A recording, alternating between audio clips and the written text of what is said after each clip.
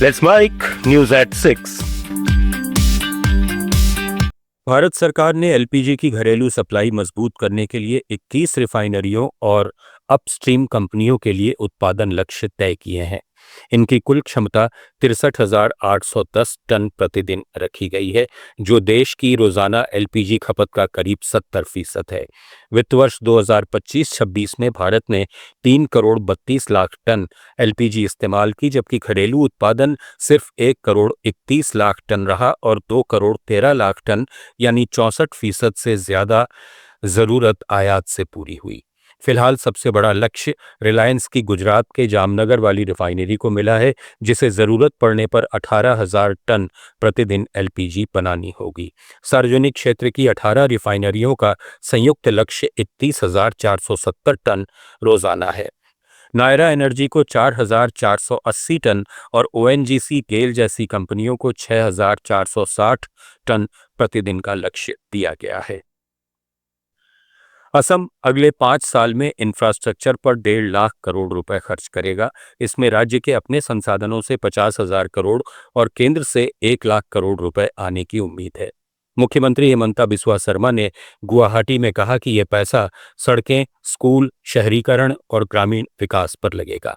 पिछले 1 दशक में असम की अर्थव्यवस्था लगभग 3 गुना बढ़ चुकी है। राज्य अब चाय से आगे बढ़कर सेमीकंडक्टर हब बन रहा है, जहां टाटा का प्लांट भी आ रहा है।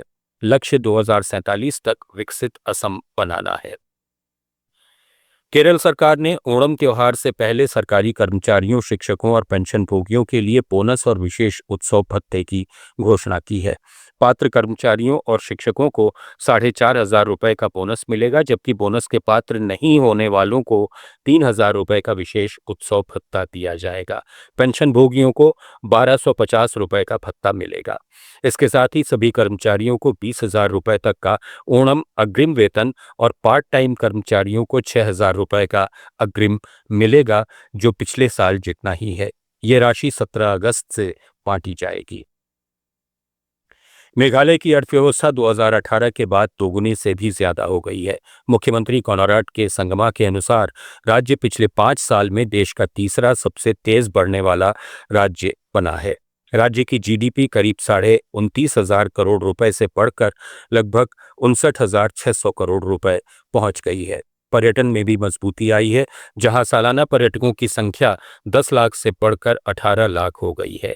खेती में उच्च मूल्य वाली फसलों को बढ़ावा दिया जा रहा है और कौशल मिशन के जरिए युवाओं को रोजगार के मौके मिल रहे हैं।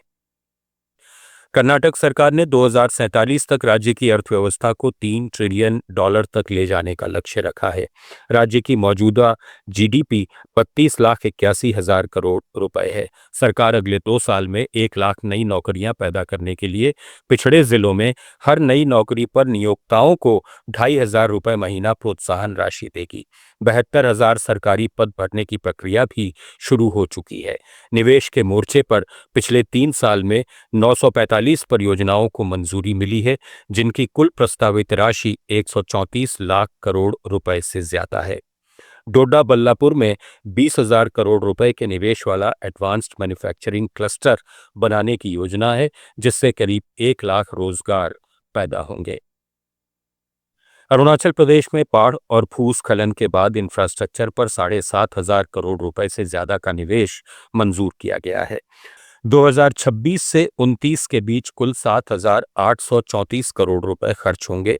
इसमें सड़कों के लिए 2,334 करोड़, ग्रामीण इलाकों की कनेक्टिविटी के लिए 2,000 करोड़ और बिजली व्यवस्था सुधारने के लिए 2,000 करोड़ रुपए रखे गए हैं।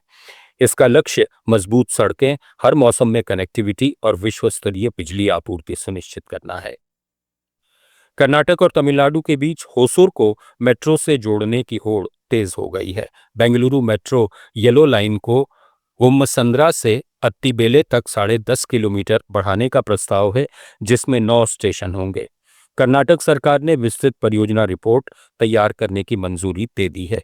वहीं तमिलनाडु 23 किलोमीटर लंबी मेट्रो लाइन का प्लान बना रहा है, जिसमें 12 स्टेशन होंगे। इससे औद्योगिक क्षेत्र और तेजी से बढ़ते इलाकों की कनेक्टिविटी सुधरेगी। न्यूज़ एट 6 में फिलहाल इतना ही। बने रहिए लेट्स माइक के साथ।